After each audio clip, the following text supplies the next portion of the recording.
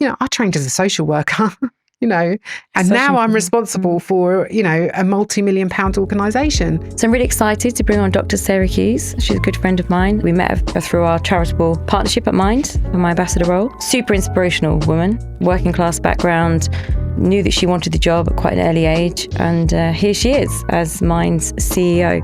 She's a mum of 2.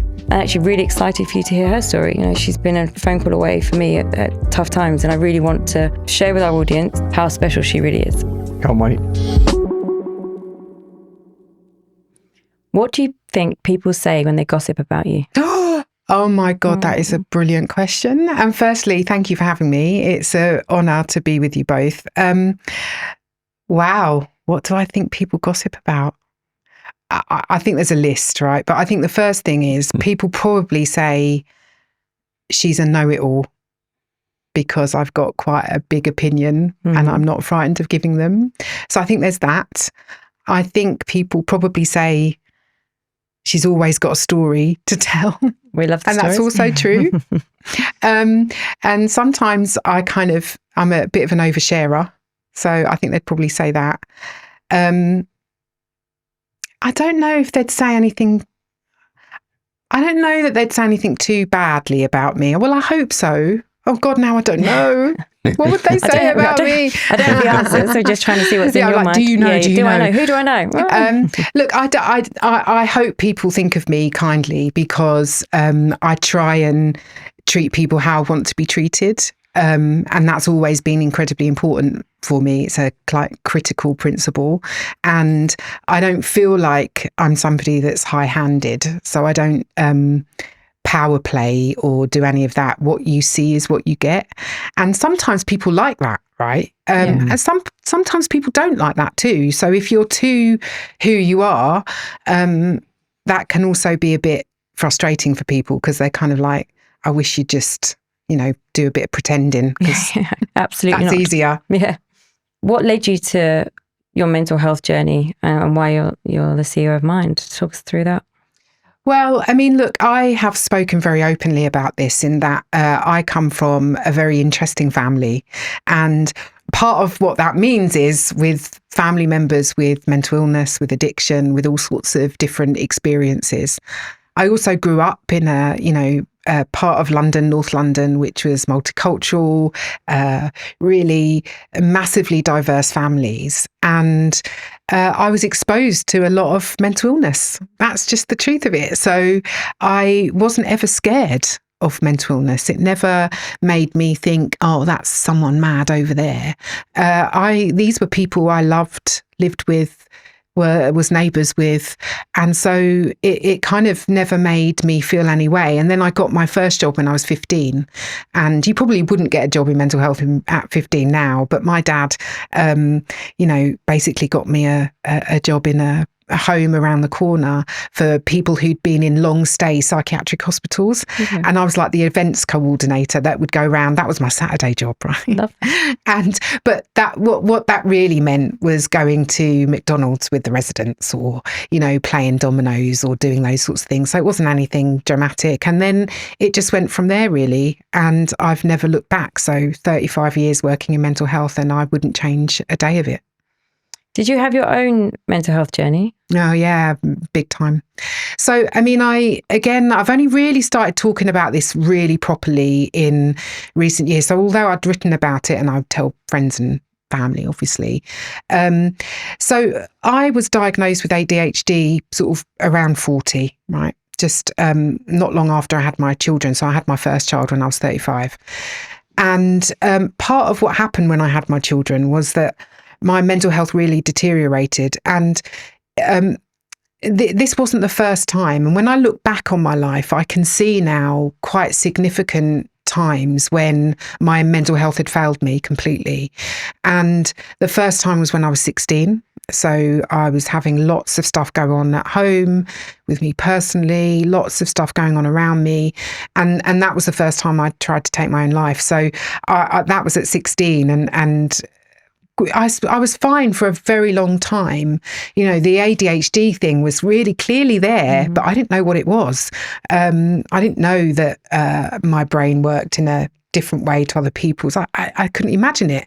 And then that was fine. And then I got to my 20s, and then I had a period of burnout where I was actually managing mental health services in Holloway Prison. And I remember one day on the train to work and going, oh my God, I can't do it.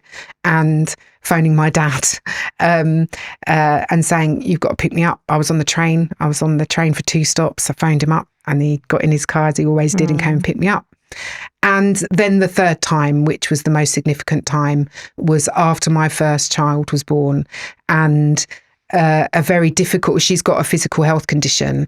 And it meant that when she was 2 days old, we nearly lost her, in a metabolic crisis. And that really unmasked quite a serious mental health problem, because obviously there's nobody you love more than your children. And the fear of losing her was a fear I couldn't quite live with, and honestly thought, well, maybe she'll be better off without me. And thankfully I got the help at that point that I needed. And I haven't really looked back. And I realise now that my mental health challenges are triggered and unmasked by my neurodiversity. So knowing that has meant the world of difference in terms of how I live my life now. Well, coping, yeah, I suppose. We speak often, but I was recently diagnosed with ADHD, and actually it made so much sense. It's a relief, right? Like, oh, it makes so much sense. I was like, I can't understand why I see this so differently. And I think understanding the trigger points and how they're wrapped together. But what's frightening, I suppose, is actually the outlook and kind of working through those gaps and saying, well, it's fine that we know, but imagine the people that don't know. Well, don't know, and then don't know what to do. Yeah. And I think, when I was diagnosed, it was such a relief, because some of the symptoms of ADHD are horrid, aren't they? They're horrid. Yeah. They separate you from the people you love. They make your world quite tricky to navigate. It's really interesting. The small things overwhelm me, big things don't overwhelm me. I can have a major crisis and it's completely fine. But, if I can't work out how to get from the station to here, I'm going to lose my... So, I think that making sense of all of that has been really important. And so now I don't, and I hope that will be the same for you, that you don't feel like you're a bad person or that you're just rubbish. And that feeds poor mental health when you do feel like that. Yeah, I think the cycle is interesting to kind of break. So talk us through because the listeners don't know much about your journey. So I suppose talk us through your early career and kind of how you climbed the ladder in the I say corporate world, in the charitable world, and kind of tell us a bit about that. Yeah, well, this is a very well-known story that when I first got my job at Mind, it was a local Mind, Haringey Mind at 18, I said at that point that I want to be chief exec of Mind to my boss at the time, because I fell in love with the organisation and I knew that it made sense to me, and I knew that it was changing people's lives. So I always had that in my mind. And I got my first very serious manager's job of a therapeutic community for women with very serious mental illness at 23. And a therapeutic community is where basically you're living and working with the people who are residents there, or patients, or however you want to think of the people who I was working with. And these women couldn't be placed anywhere else in the country. Nobody else would take them. And my organisation, it wasn't a Mind organisation, but the mental health charity that I worked for at the time said, we're going to open a home and we're going to bring these women to it. And that's what happened. And it was an extraordinary experience. I mean, these women had no one or anything to fall back on. And so it was quite a wonderful privilege to be part of that experience. So I went from there and I went to manage services in Holloway Prison. And again, a real full circle moment, because I grew up in Finsbury Park, and Holloway Prison's like just at the top, if you know that area of Seven Sisters. And my grandparents lived in Caledonian Road opposite Pentonville, right? So to travel from them to where I lived, we had to go past the prisons, and we used to travel past the prison all the time. And we used to have a massive kind of, what goes on in there? Who's in there? Secret world. Secret world. And so when I got the job in there, it was again another huge privilege, because whilst it was probably, and I definitely know it was the most difficult, painful job that I've ever had, it was also a huge privilege to be part of, trying to work out what was going on. And, I would see women in prison at that stage, and it still happens today, that just shouldn't have been in prison, non-payment of council tax, or, a woman that I met, she had never been away from her child, and she was in a domestic violence refuge with her little kid, 5 years old. And I hadn't had children by this stage, and now I just can't even begin. But she had found a credit card, right? And she bought a pair of shoes for 37 quid. And the magistrate sent her to jail for 37 days to spend a day for every pound she stole. And she was ripped away from her child. Thankfully, we got her out on appeal 24 hours later. But the reality was that she was, that child was ripped away from her under terrible circumstances. So that gave me an insight that I thought I would never get otherwise. And then I decided to leave London and go and live nearer my parents, because like you, I adore my parents as well. And so they had left London and had gone to where we live now. And so I followed them and moved into a house. My grandparents had also followed them. And so I moved in next to my grandparents, and my parents were down the road. Sounds familiar. Isn't it just? That's why you and I have a connection. We're because, great connection. This is when you love your parents, I think it shines through, doesn't it, in everything that you do, because you talk about them. And so so we followed them.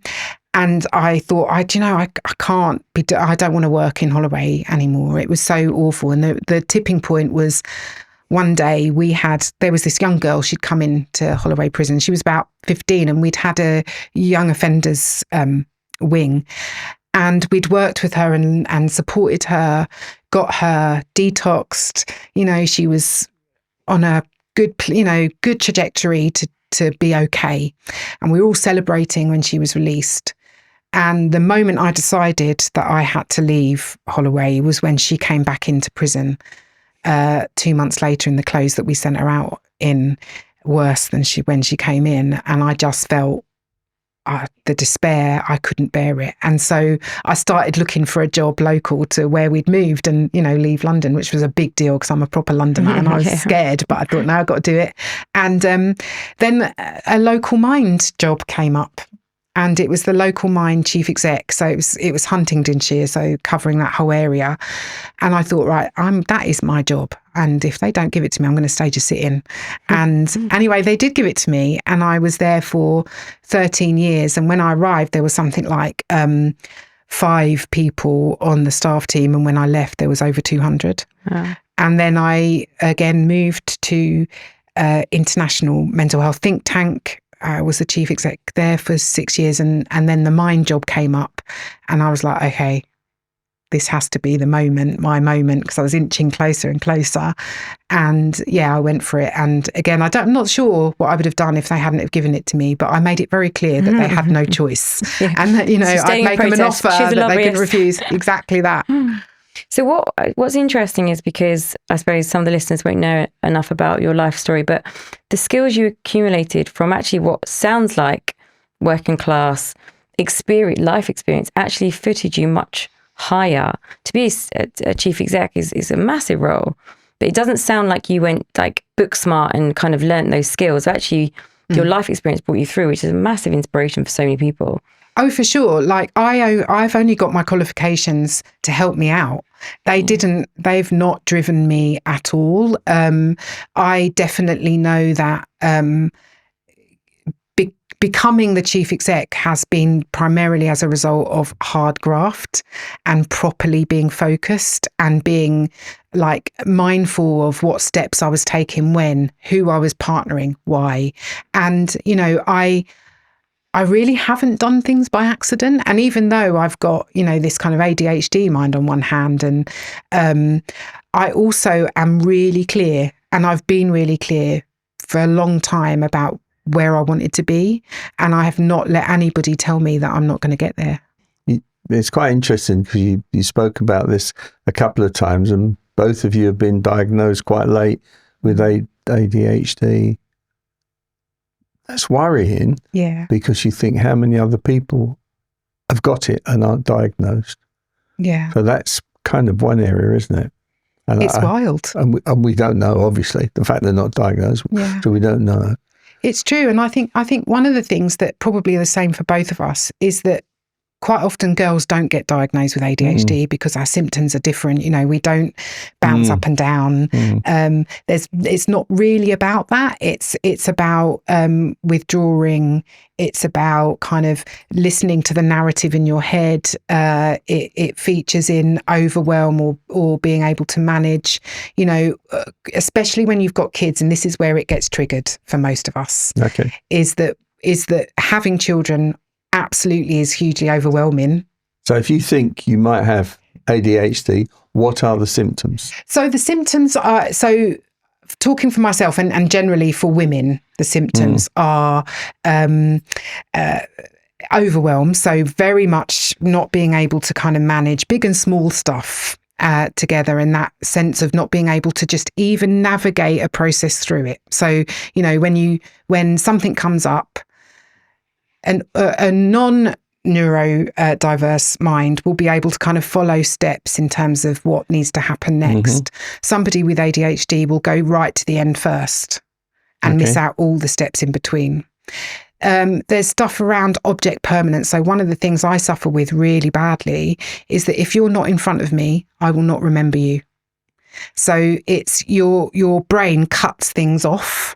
Is that facial recognition? Yeah, facial recognition, name recognition. It will be, I will, and this comes up in relation to my relationships primarily. So even with my children, if I'm away from my children, I won't necessarily think about them until I see them again. Okay. Which is like, ignorance is bliss. That's one of my biggest sayings from my 20s. Yeah. I could cope with anything. I'd be like, oh, you're dead to me. That's literally right. And that's but your mind just allows you to do that. And there's other things too, like there's a constant narrative in your voice. So it's different from hearing voices, like if you're experiencing psychosis. It's basically an ongoing conversations happening in your head all of the time. So while I'm talking to you, I'm also having 3 conversations in my mind that have been triggered either by the conversation we're having or other things that I know are going on. And that it's happening all the time. And the only way that switches off is if you're medicated. It's really hard to manage these symptoms if you're not medicated. And the majority of us aren't medicated because it's really hard to get hold of it and really hard to know which one's right. So the only way you can handle it really is by really deploying all the things that you have around you to help. So for instance, I've been with my husband for 32 years and you know, we've talked about it, he's parent number 1 because he can do the things that my neurodiverse brain cannot do. So he will know when PE is. He will know when, you know, there's something that's got to be done at the school. I will never be able to know that because I can't handle it. Because whilst I have a PA at work, I don't have a PA at home. So all that goes to hell. Parent one PA. Parent one PA. Parent one, you know, is the person who's in charge. And so I have got things in my life that help me manage the stuff that I literally can't do. Leaving the house is in of itself an extraordinary task for me to do. It's like talking to a future me. I'm telling you, leaving the house. It's the biggest thing. We argue about leaving the house. Well, he's like, I was like, you go, I'll meet you there. Because it's just so stressful. Yeah. And it's so difficult because so you being diagnosed helps because you know, so you've learned these things. I've learned these things and I've learned, leaving the house is a good example now. But you've only learned these things in the last 10 years. That's right. Yeah. And before that? Oh, it'd be nightmare hell. I'd be like a banshee going around shouting and screaming. Knowledge is key here, isn't it? So, it's key because then you can take charge or you can, you know, I'm no longer a passive recipient of my stuff. Now I know, okay, that's why leaving the house is difficult. It's not just because I'm chaotic. It's because I have to plan. I have to be really clear about what I'm doing, what I need, be really clear about that and put in the steps that I need to be able to get out of the house straight away because my husband drives me to the station. And, you know, he also can say like, come on. So you take medication for... I don't now. I don't take medication. Okay. And that's partly the reason I don't take medication is because I can't consistently get it. because of the it's just not available regularly. So it's hard to get hold of in the NHS. So Rita has dementia, and so I put Rita's name down in a lot of trials. Yeah, of course. And one of the trials that they put her on, and we took a tablet every day, we didn't know whether it was a tablet or placebo. But I read up about it, and I read all the side effects of this particular drug, and those side effects happened to Rita instantly. So I knew we were on that. But it's the drug they give to people with ADHD, because the drug that ADHD has is supposed to help the memory, the hippocampus. Yes. But actually, I think there was 146 people on the trial, so half were on placebo. But they said there wasn't enough significant improvement for that to continue. How interesting. So, just as a by the by with you saying. That's interesting though. And it doesn't surprise me that it would have some impact. But I mean, I know from people who are on the medication, it can be life-changing. And I would definitely urge people to, if they've been diagnosed, to kind of go through the process. For me, I just cannot deal with the lack of consistency. You go to the pharmacy one week and it'll be there, and the next week, we're not going to have some for however long. And I just couldn't manage my life like that. I think my husband would occasionally like me to take medication because it would certainly make our home life a bit easier. But, there are pros and cons. And part of what I also realised, and I think the same might be true for you, and this is a controversial perspective, and I don't say this lightly, because there is a lot of tough stuff that I deal with in relation to my ADHD, but I also recognise that it's a bit of my superpower as well. I can hold many ideas in my mind at once. I can keep going. I can be exciting and driven. I can, imagine big ideas, and those things are fundamentally part of my identity as a chief exec and how I show up in the world. And so I recognise there's a payoff.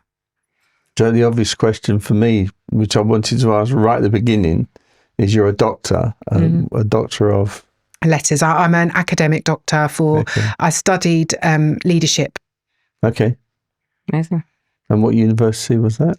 The University of Tavistock and Portman Centre. The Tavistock in partnership with East London. Yeah. So the Tavistock does the psychoanalytic, Freud and all of that kind of stuff. So I studied leadership and organisations from that perspective.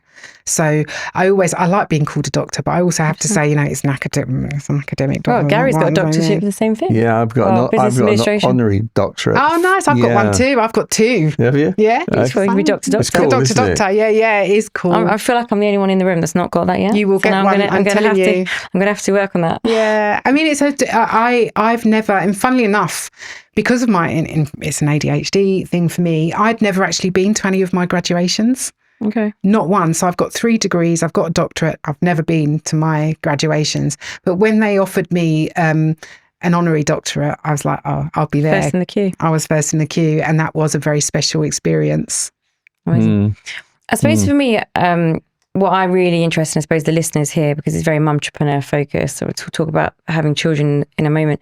But for me, I suppose my learning, and I turn to Mind as my chosen charity to affiliate with, is actually entrepreneurial spirit and flair clearly have some connect with dyslexia. We know it's quite proven. We know that there's ADHD. We understand that have this creative flair and passion. It's driven somewhere. We always call it part of the DNA. Dad and I are exploring this because every person we've interviewed has it. And they talk about it. It's so fascinating. And it's like, they're like, I don't know where it came from, but I had this urge and I had this fight. And I'm like, I call it the imp, didn't I? But I think it's that burning desire to do business for purpose or the reasons. But actually what I realised, and having 3 relapses in the last 12 months, which I know you've been present to, that really shocked me because I didn't know that you could have a relapse and a breakdown ever. Then they let you go from the system and then you're free in the world. On you go. And on you go. And then I was like, oh, I'm back to where I remember this place. And I think as well, looking at business, the attitude towards, and I'm talking about the UK because we operate here, the attitude and tone of voice for entrepreneurial flair is not right in this country. There's a big passion part for Gary and I to look. Now, I had children into that, being a mumtrepreneur, and I think, we have to change this. We have to change the understanding, the empathy, the real result, because actually what's important is giving space for these people. But having ADHD, which is only newly diagnosed, it makes so much sense. But it doesn't mean that you weren't doing things right or before. It's just that it's misdiagnosed. Yeah, indeed. So we need to talk about how we're gonna see that and how we're gonna change that, because I think for my legacy piece, that's really important. Well, and you've always said that when we first met. You felt that your role was very much about opening the box and allowing those stories to be told. And I think it's really interesting, isn't it? Because we are in a current climate. We're thinking that actually you can talk about your mental health. Yeah, we talk about your mental health. Actually, that's not quite true, is it? And stigma's on the rise. It's back up there. We also can see that people are still really frightened about talking about it from a place of vulnerability and shame. And I was talking to somebody in the public eye this morning, and he was saying, despite all of the stuff out there about mental health, there is no way I can get me and my teammates to talk about mental health publicly, in an open way. And that's despite all of the things that we know. So in terms of an entrepreneurial spirit, I think that what often happens is that you're undermined, aren't you?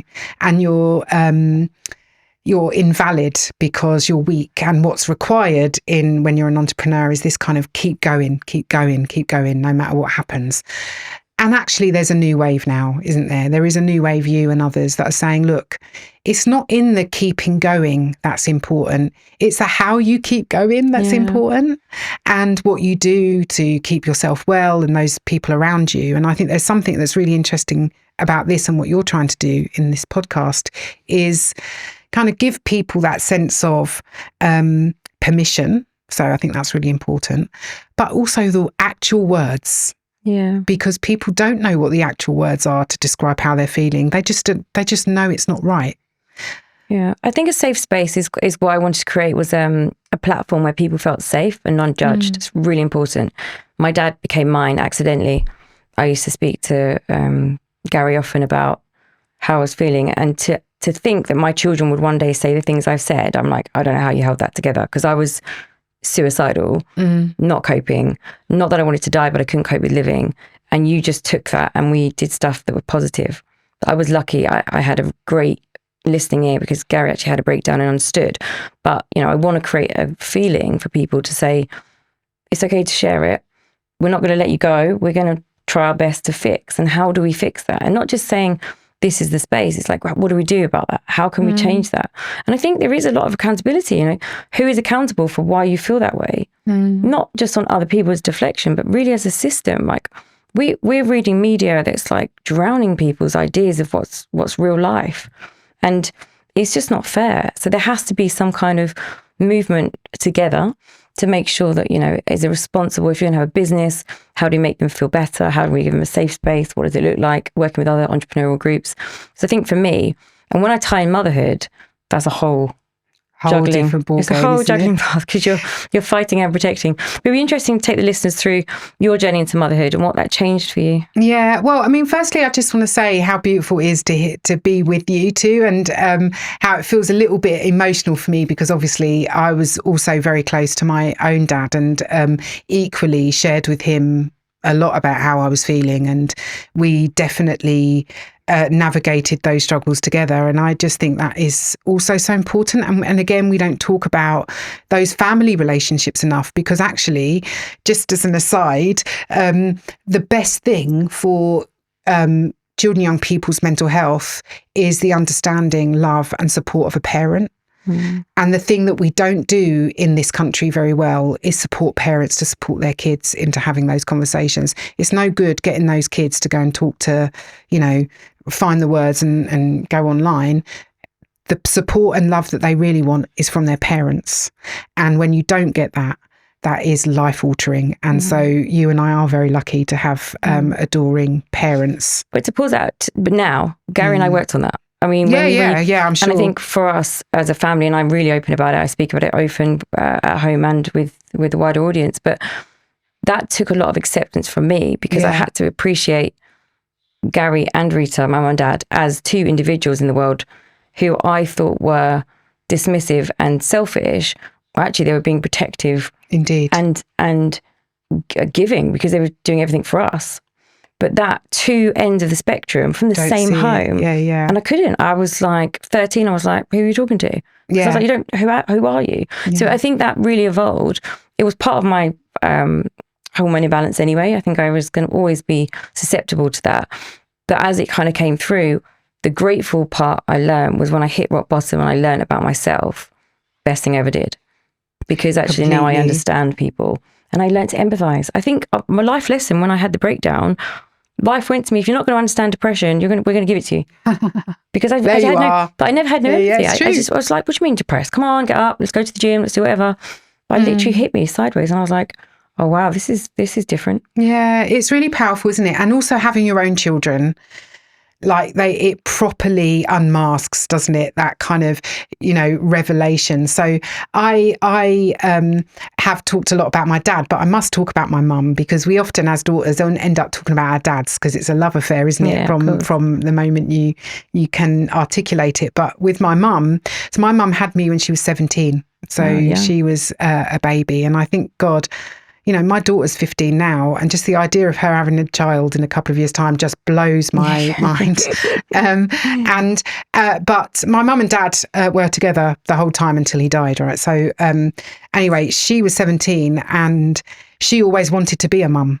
Right, so she was fine about it, and she was delighted when she got pregnant with me, and she is an extraordinary mother.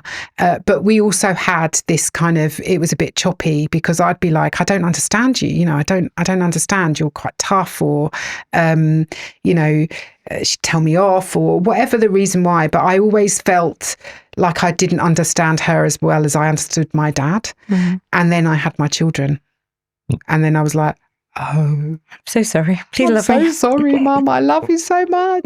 And I tell her that all the time now, and she knows it and she laughs now. But I mean, my mum, and she also, really stepped up when I was ill. So when I got ill after my first baby, it was Mum who came over to my house every morning and helped me get out of bed and helped me be a mum. It was my mum who in the end said, Sarah, you need to go and get help now. This is not okay.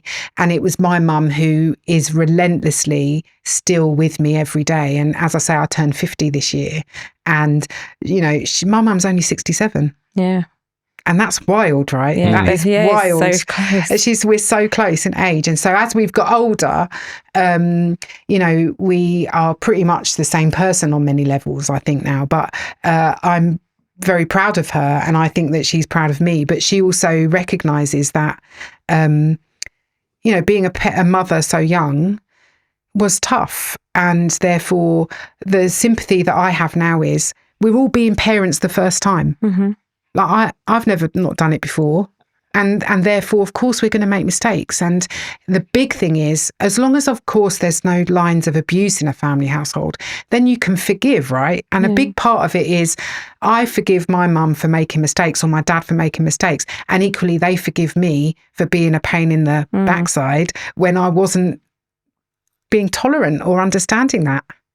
I think, when you look at it holistically, I think you can kind of see as a 36-year-old woman now with 2 children, a lot of responsibility. To be 36 again. I know. Well, I'm jealous. But I think it's, I look down and I think, I can see why so many things happen. And I think one of my biggest achievements was actually getting an apology from my dad, because I remember I was always, really stubborn and not listening. And then eventually I kept saying the same thing, and then I changed. And then I said it differently, and Dad was like, oh, I'm so sorry. And I was like, it wasn't ever that he was that person. I just didn't know how to articulate. Yeah, exactly. And it's two-way, right? It has to be. And I have to be I have to look in. So I used to always deflect and be like, it's that person's fault. And what about this? And they've done that. And actually what's so much powerful is what did I do? How did I trigger that event? what are they thinking? How can we solve the problem? And that's my mum coming through. My mum is so like that. I was like, you're submissive. She's like, no, I just see the world differently. So I think for those two parts, and they are really powerful together, but that is a learning curve. Yeah, like, it's indeed. And I do think, one of my biggest fears is my dad dying. Obviously, we know my mum's at late stage dementia, and that's tough because I wish we'd have had all these conversations years ago. So I think I'd like to have learned quicker. But obviously with Gary, I've noticed the dependency side is still quite huge. And that's something we speak about openly, which is communication-wise tough. Oh, it's really tough. But honest. Yeah, I mean, I think, I mean, I really feel this so deeply.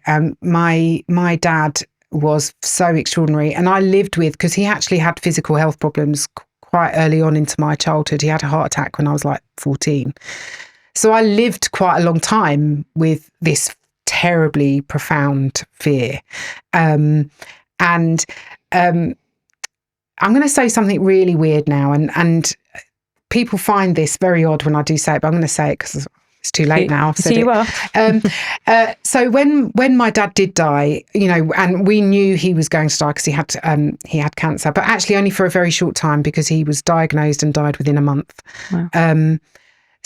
And my grandfather died at the same time. So we lost two of them within 3 weeks. So my poor mum lost her husband and her father within 3 weeks of each other. And indeed, my dad died the day she was due to be flying out to Ireland for my grandfather's funeral to take his body back to Ireland. So, I mean, there's moments there. Yeah. But I live with this terrible fear. And then when he did die, I feel in some way comforted by this idea that he still very much belongs to me, that no one else, he's mine, and that he belongs to me in my mind every day, all day, for me. And that sounds quite selfish, but that's how I feel. And, I've got his ashes here, and this is my ancestor's necklace, and I've got, stuff from all my lost grandparents and things here, wearing my grandmother's wedding ring and stuff. These things are incredibly important. And I know that because the love my dad had for me was so profound, I still feel it now as if he was still next door. And that, I hope, gives you comfort. I think as well, you lose the fear, right? Because it's happened, you deal with it. It's something you've got to get on with. And that's it. And my dad is I can hear his voice right now. I can, so yeah, we're okay. I have a Garyism when it comes to it. Yeah, I'm going to leave her a video when I go. It'd be something like, I can't believe you got another parking ticket, Lucy. Exactly, that's what I'll be hearing. It's got another wise advice that all of us get. No, exactly. It'll be like, Luce, is that a second parking ticket on the side? I'm like, I didn't hide that well. That's ADHD tax, just saying. The ADHD tax, see? Unpaid tickets, missed bills, forgetting to, pay a stuff. Sarah just went up on my Christmas card list. Yeah, there you are. Got your back. I'd love to go on. So CEO of Mind, I suppose it's a business. It is. It is a business, and you're running a business. The widget that you do is the charity, but 80% of what you do is just running that business, isn't Indeed. it? Absolutely. Because a lot of people could go into the charity sector and become CEOs like you've done, and work in that business part. And therefore, the charity is really important, but actually you've got to be running that business part as well. So I love that you said that. And I've got a personal view here, which is I don't particularly like the word charity, right? When it relates to big organisations like Mind or maybe Shelter or Crisis or whatever. And the reason being is because, if you're a multi-million-pound organisation, it's not quite the same as running a small group in a local community, right? No, so to run a multi-million-pound business, and we also have 180 shops around the country. So, we're retailers too, and you can't run a retail business without knowing what you need to be doing. And so effectively, I'm really clear it's a social business. Yes, it's not for profit, Mm-hmm. but you absolutely have to know your way around the numbers. You have to know the difference between cash flow and projections and all of that kind of stuff. It's not actually good enough to say, I've got a great finance person in. You have to have a sense of what you're looking for. So yes, I want to be surrounded by experts and the people who actually know. But you as the chief exec have to be what's that saying? A sort of master of none, but blah, blah, Yeah. whatever that saying is. What is it? Jack of all trades, master of none. And you have to be able to do that and keep your eye on the prize. And so I take that bit of the job really seriously. And so I don't play about with the bottom line. I don't play about with the pipeline that we've got to have in to keep us going, because, we've got to pay 1,000 staff. So, there's all of those things that absolutely keep me really clear about what the priorities are. And I have to work with the board, which would be like your stakeholders. And, those skills I've developed over time, and I've been mentored. So, by people, for instance, not always in the charity sector. And some of my best mentors have been from the corporate world, from banking or whatever. I'd come to you and say, Gary, what the hell do I do about this? And recognizing where my limitations were. I trained as a social worker, and now I'm responsible for, a multi-million-pound organisation. That doesn't equate necessarily. But so how do you work on the business and not in the business when in terms of growing the business in terms of income, profit? Yeah. So it's selling. The reality is that I've got to sell. And the difficulty is that you're selling a message that is not always palatable. So when we have two routes of income. We have fundraising and donations, and we rely on those. In fact, that's the majority of our income. And then, of course, our sales in the shop part of it. But I recognise part of probably 75% of my job is sales, day in, day out. And that's either through, sharing the message about the organisation, what we can do, what we can't do, putting myself in positions where people can hear about what we're doing, creating partnerships and alliances with the right people at the right time, which is also why I'm here, because I'm also quite clever in relation to that too. So hypothetically. Yeah. So City Cruises, for example, 500 staff.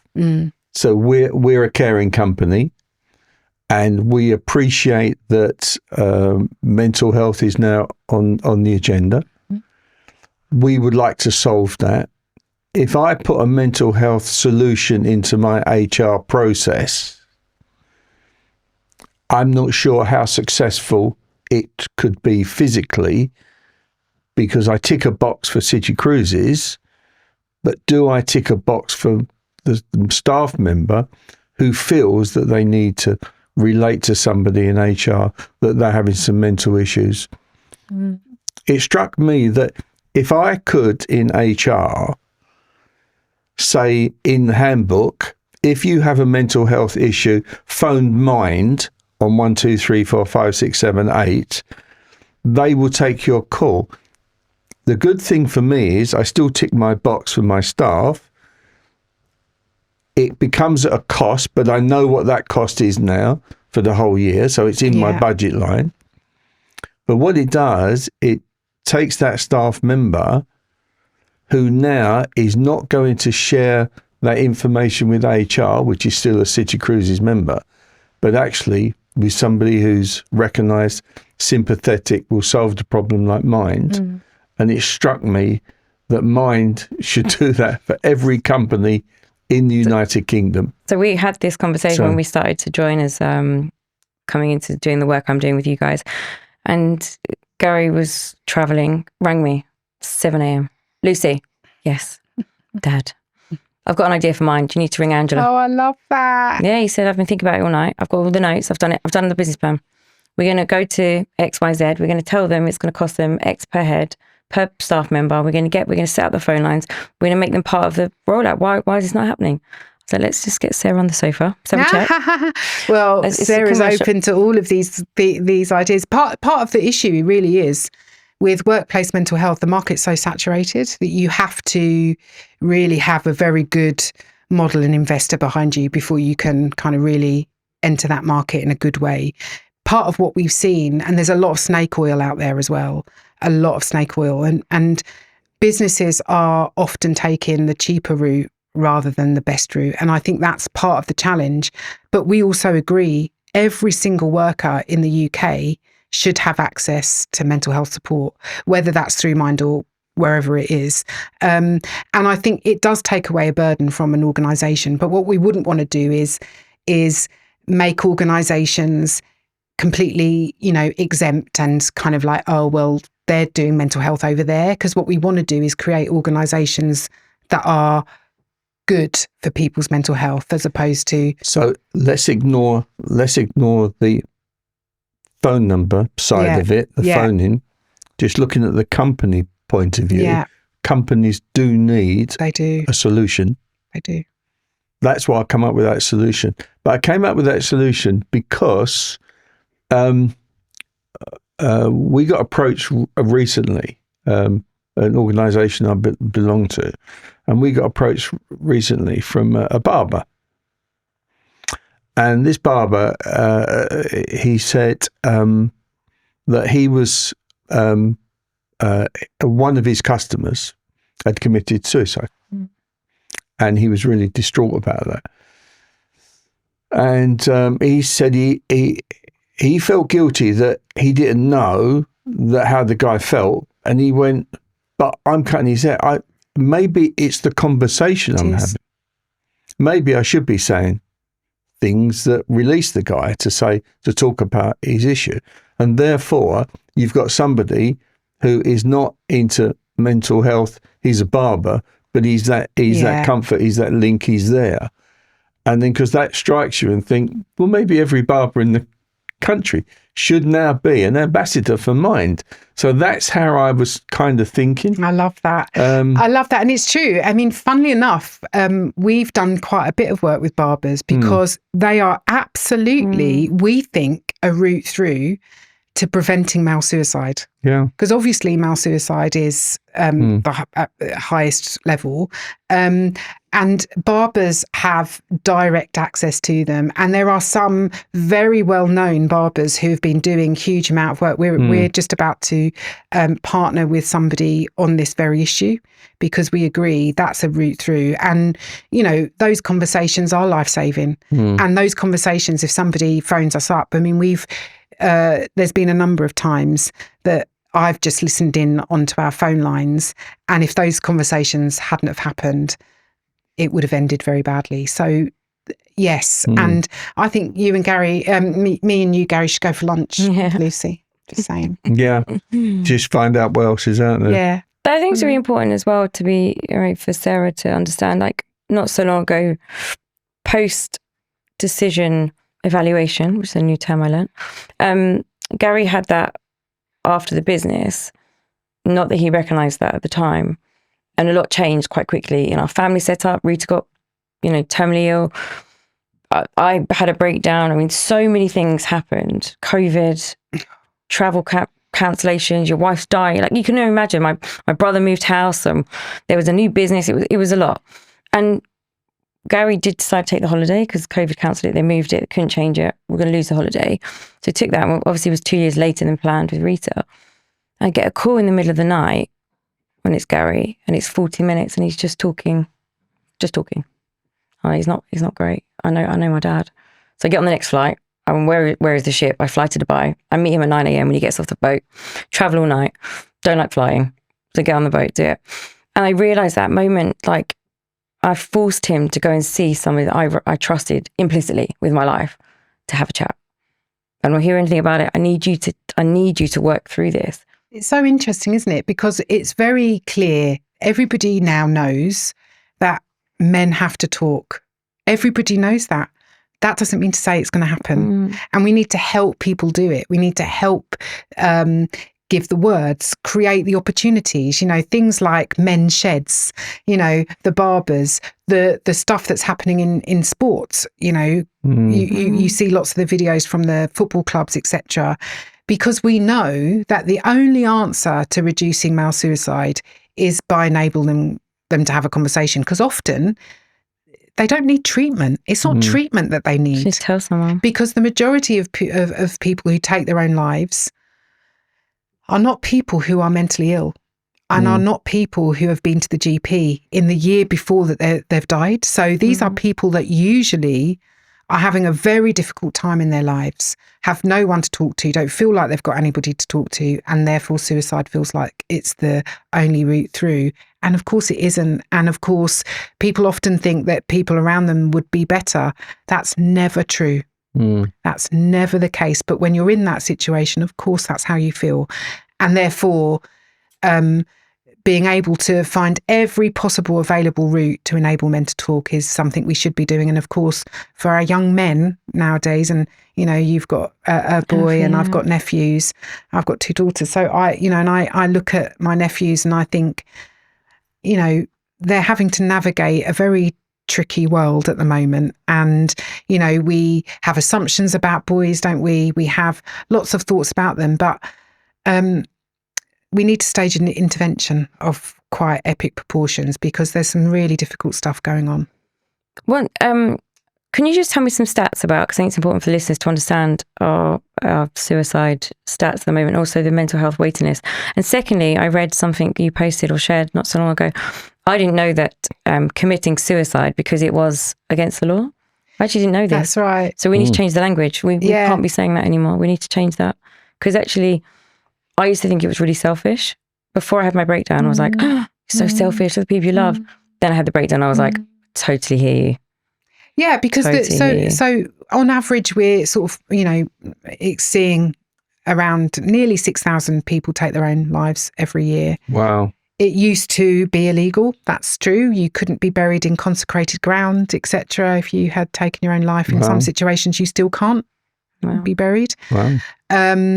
So that is obviously different now, and it's no longer against the law, but it is still, you know, a massive stigma for families for sure. They really, you know, everybody finds it so difficult to talk about suicide. And of course, if somebody you love takes their own life, not only are you feeling grief for that, but you will feel huge guilt. And so the grief from suicide is different from regular grief, right? Yeah. Of course it is. There's so much tied into it. And so, and the majority of people who take their own lives truly believe that everybody would be better off without them. So therefore, that issue of selfishness or not is a kind of, you know, it's a difficult one. It is incredibly painful. And so, so nearly 6,000 people, the majority of which are men. The biggest group are middle-aged men. So, you know, 25 to 45. Those are the people who are most vulnerable. Wow. And, you know, whilst we're seeing women numbers increase, women tend to self-harm, and, you know, that can go on for years and years and years. For men, often it's difficult time. I don't know where to go. I've got no help. And that is what happens. And so, you know, it's really trying to work out, how do we help people consistently talk? Because men aren't going to go to the doctors. They're going to speak to their mates. They're going to go and do their hobby. So how do we make those places safe for them to have those conversations? Yes. I suppose from a man's point of view, I think as you're growing up, you're taught as a man, and you're taught as a man that, you know, you're going to start work when you leave school. You're going to work till you're 65. You'll get married. You'll have children. You'll buy a house. And you'll pay for the house by the time you retire, and then in your retirement, then obviously that's it. And that's kind of what you're taught as a man. Absolutely. Really. So therefore, if anything happens along the way that you can't fulfill that supposedly obligation, then I guess you feel that you're letting people down. And I think I can only share a bit of that because obviously I don't have lived experience. But my husband, for instance, in that choice that we made that he would be parent number one, there was a lot in that because of the stigma of him being the primary parent, or him being the only man at the school gates, for instance. That did evolve over time. But for a long time, he was the only one, you know, not invited to coffee mornings because, you know, whatever. So, you know, he's had to experience that. You know, shift in thinking, right, this is what I'm expected to do as a man and be as a man. But the reality is that I am more maternal than she is. Yeah. So, I'm going to be parent number one, or, I'm really good at doing something that, generally women are expected to be good at. I'm very lucky. Lee, as I say, we've been together for so long, longer together than we've been apart. So we're like one person pretty much. We had kids late, so I basically we didn't think we could have kids, and then I basically woke up at 35 and thought, oh gosh, I need a child. Where are they? And thankfully, I'll tell you this story that we'd been to a festival over the weekend and got absolutely hammered. And, I was smoking at that time. So I was smoking, drinking. And then we came back from the festival, I was partying with my brother, who's 15 years younger than me. But anyway, that's another story. So we were too old to be doing that anyway. But anyway, got home, had this terrible hangover, was sitting on the sofa and looking at Lee going, oh gosh, I actually don't feel very well. And he said, yeah, you're hungover. I said, I don't know. I don't think that's what it is. Maybe I'm pregnant. And he was like, don't be daft. I said, let's see. So I went upstairs and did a pregnancy test and came downstairs smoking a cigarette, gave him the thing because it never happened, right? So I gave him the thing. And then 2 minutes later, he looks at me and he went, you're up the duff. Exactly like that. Love it. And it was the best moment of my life. And so then I had my Billy but because she had this rare inherited disease that's 1 in 4 chance every pregnancy, because me and Lee have a wonky gene. Outrageous, we didn't know. Outrageous. Then we have Not Billy. surprised. And then, quite. And then we have Billy. And anyway, it's very difficult. And I don't think I'm going to have another child. But then my dad, who, when he was dying his last few hours, my mum got us onto the bed with him, and I am very close to my siblings as well. I have 2 brothers and I adore them. They're my best friends. I literally idolize them. And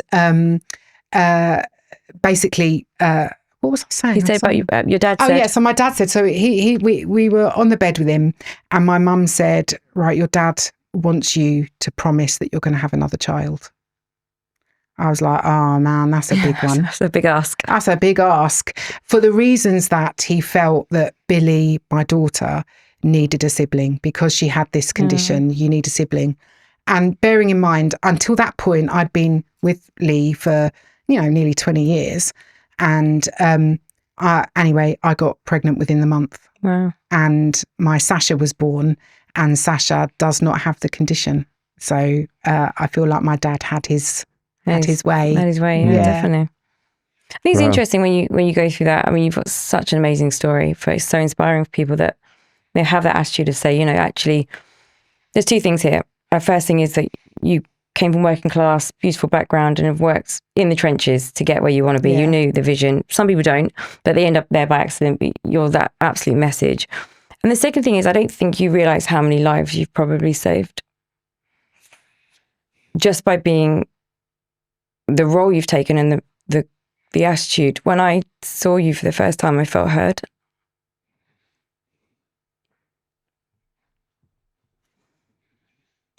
And I'm really grateful that I met you.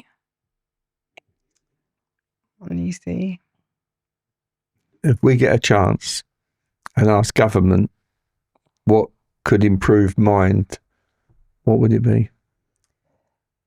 It would be just speed up access for people to get help.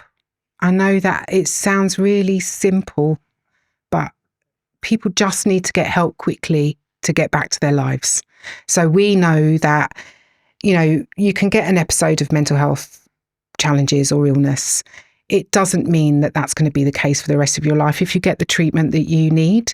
I got the impression that government will ask you the question, what can we do? But you have to give them the solution and the answer.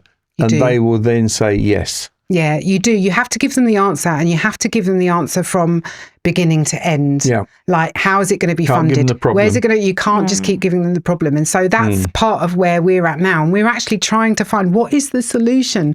Where can we make this possible? Where can we get the money from? What are the other solutions? As we spoke can follow? earlier, if we get companies to say to Mind, this is our solution, we will give you the money to do this. This will solve that problem. Sounds like Gary just made himself a role in your office. I feel like Gary. I feel like me and Gary should be on speed dial. You should be. You'd be on that. Good idea. I know. I love this. And but also when I met you, Lucy, I think one of the things that I was really struck by, you're incredibly humble. So when we talk, you're incredibly humble about what you're trying to do, and that's also incredibly important and special, because I think that when people kind of come in with their elbows out, it's really hard to get traction and for people to listen to you as a new voice. But you are an extraordinary new voice. And, you know, I think that you have to keep going. And there will be mums looking at this, reading this, watching this, you know, following you. And whilst, yes, you do have a lifestyle, you are, you know, you have an extraordinary life in many respects, although I don't live in your house, so I don't know the details of it. But equally, you're incredibly vulnerable and you're incredibly real. And I love that about you, and just don't stop doing it. And I'm so glad that we're partnered together. But people are still frightened and like, oh, I don't want to tell you. I'm like, tell me. I like to fix. And they're like, well, you've got loads on. I'm like, me fixing you distracts me from my shit. So let's go. I know. And you are just, I love that about you. And just your, just your freshness. And you're like, just do it. 100%. I think that's become a superpower. But also Angela, I have to give her a mention. Like, what a find. I know. She's She's a beauty. I love her too. And that, you know, the issue is that I don't get to spend enough time with the people that I care about and would love to spend more time with. But therefore you've got to have people around you that you feel like can be your second, a good proxy. And someone like Angela, she's a gift. Unbelievable. She is. I tell her that all the time. She's great. So thank you so much for joining us, and thanks for giving us your time. Well, your wisdom and your insight. To be here with you both. Thank you. Wow, lovely. Lots of love. Yeah, it's been great fun. Thank you. That was powerful. Super emotional for me. Well, I think it was emotional for everybody, really. I mean, you start talking about your innermost emotions, then, you know, what do you expect? I mean, it was emotional. I mean, just talking about it, listening to it, empathizing with other people as well. So really powerful. How exciting. What a job. How big's that job? Huge. I mean Sarah talks about it as if, I love that she's so grounded because I think it's from her humble beginnings, and she had a goal and she's got there. It's a bit like when you're in it, you can't see it. And I look at her and I think, and also she's so cool and like normal, and it's not what you would imagine. If I told you, we're meeting the CEO of Mind, naturally you'd have, and you know, they're turning over 60 million a year. You'd picture a version. She's like the breath of fresh air. Comes in and she's real and she gets it, and there's no falseness to her accusations. Like, she wants to be in the mix of it. She wants to, you know, get her hands dirty, but she's also super smart. And why I love that is because it wasn't book smart. She learned the skills. She's upskilled through her career because she had to. But I just think she's such an amazing human. And I really know that she's going to make things different for so many people. But you're talking about a job that saves lives, not a doctor, which is also amazing. Or this is somebody that's saving lives in the way of policy and holistically looking in for something that, for her, it was so profound when she was growing up. And they've got to make money. It's a business. It's a business. Charity is a business, isn't it? Pressure. Well, I like the fact of calling it social business. That's quite nice. It's a better phrase, isn't it? Yeah. It'd be nice to go in there and be amongst all the staff that show up every day. I mean, Angela, we spoke about briefly, but there are so many of Angela's. There are just hundreds of the staff that are just so selfless and giving and beautifully made. Yeah. So I'm really excited for us to get involved. We definitely get Sarah back on. There's never enough time. No, Dr. Sarah. Dr. Sarah. It's always great as well, isn't it? Yeah. Amazing story and amazing job and amazing mind is obviously a household name. It's out there and all those shops and all those stuff. So if nothing else, we've been able to at least promote the value of what Mind does as well. Life-changing, literally life-changing. Absolutely. So. Can save one soul, it's a bonus, isn't it? 100%. Brilliant.